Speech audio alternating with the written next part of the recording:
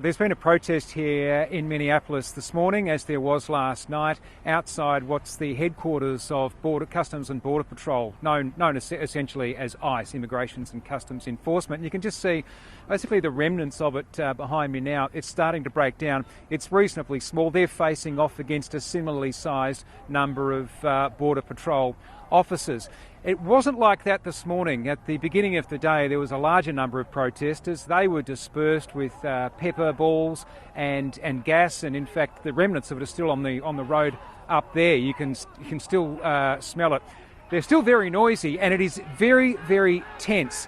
Although it's relatively peaceful at the moment. There have been a few arrests. Officers have come in and taken some people in and out, but I think state officials at least and city officials would be feeling a bit of relief that this has not turned into a repeat of the George Floyd protests that we saw in this city 5 years ago after he was killed by a police officer. So it's not that, but it is definitely a national issue.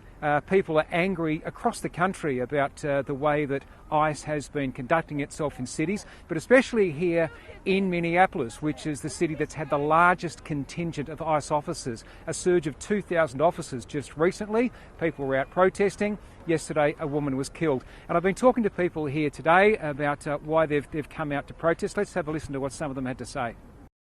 Scary as can be. This is Minnesota nice was always our reputation. They're taking people who are innocent and have families and lives, and even if they aren't citizens, they still deserve humanity. And a woman was shot. She did not deserve that. There's no reason for Border Patrol to be here in Minnesota. There just isn't. The FBI says it's investigating, but state officials say that they've been shut out of that process. People here are calling for the arrest and the prosecution of the officer, but Catherine, in reality, law enforcement officers, if they are charged, there are many, many legal protections for them in place. So I think a prosecution, let alone a conviction, would probably be unlikely in this case. But it's still very much a national story.